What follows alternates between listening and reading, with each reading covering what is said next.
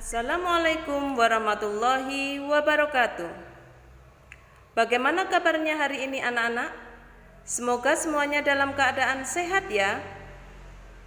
Kali ini kita akan mempelajari bagaimana cara membaca skala pada jangka sorong. Coba perhatikan contoh di bawah ini. Ini merupakan gambar skala jangka sorong.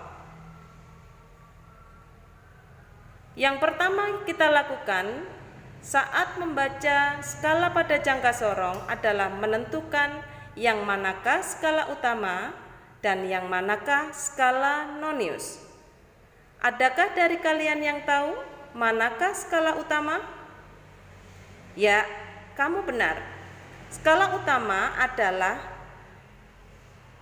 garis-garis yang berada di atas antara angka 2 dan angka 4. Saya tulis skala utama, kemudian saya beri lambang SU dengan satuan cm. Kemudian skala nonius adalah bagian garis yang ada di bagian bawah. Ini merupakan skala nonius, saya beri lambang SN dengan satuan milimeter. Kemudian yang kedua adalah menentukan atau membaca skala utama. Bagaimanakah cara membaca skala utama? Coba perhatikan skala pada skala utama berikut. Angka 2 ada satu garis setelahnya. Nah, apa yang perlu kita ingat untuk membaca pada skala utama?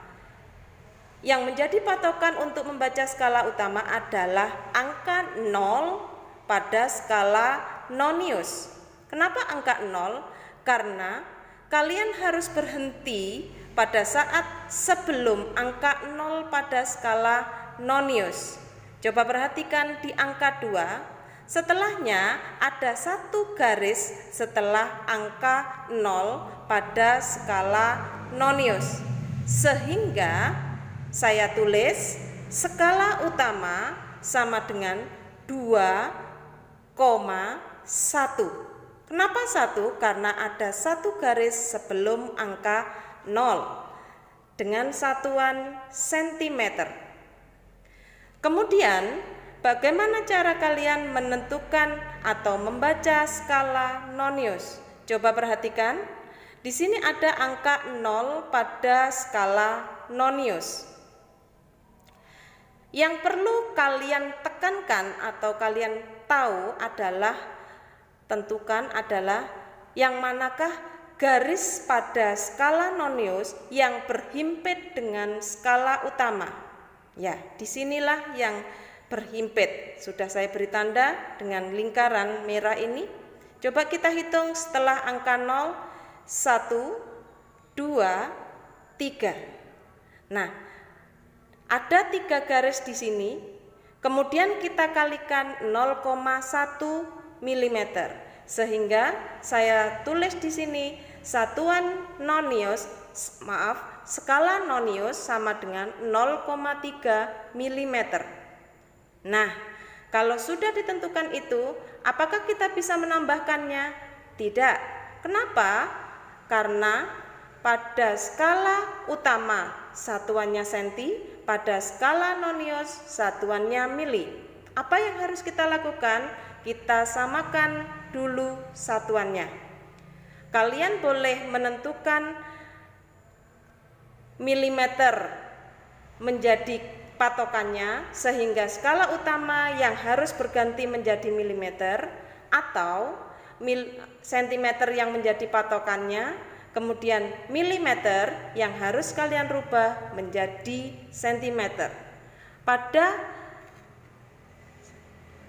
gambar ini saya memilih untuk menjadikan sentimeter, sehingga milimeter harus berubah menjadi sentimeter, sehingga milimeter harus dibagi 0,3 harus dibagi 10 menjadi 0,03 cm.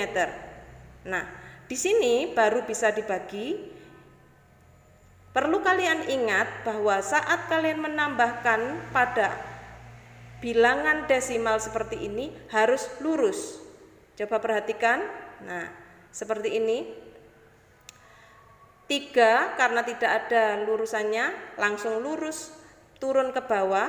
1 dengan 0, 1, 2. Nah, seperti ini, sentimeter. Sehingga hasil ukurnya adalah 2,13. Sudah paham?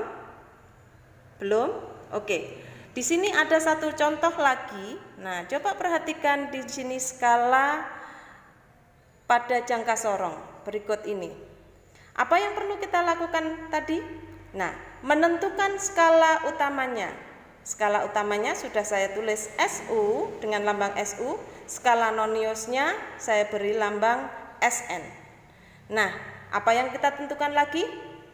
Betul, yaitu kita lihat angka pada skala utama sebelum angka 0.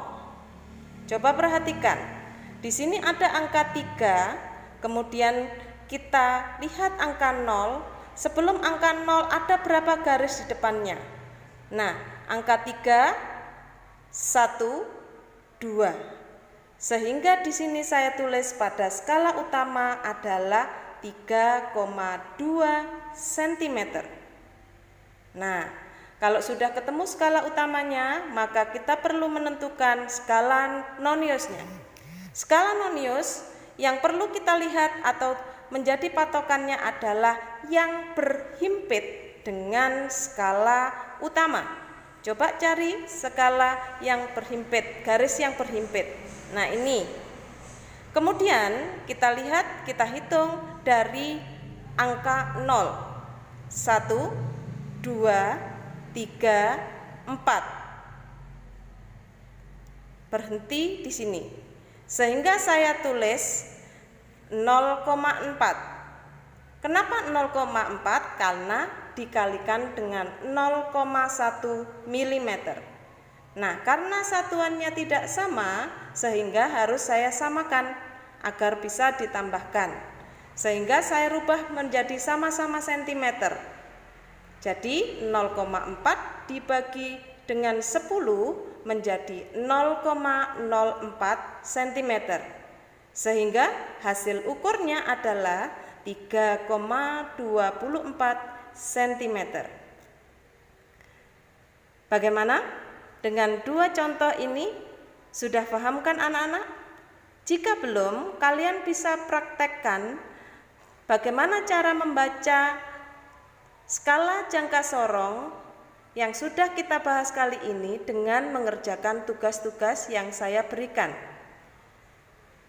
Oke, selamat belajar anak-anak. Wassalamualaikum warahmatullahi wabarakatuh.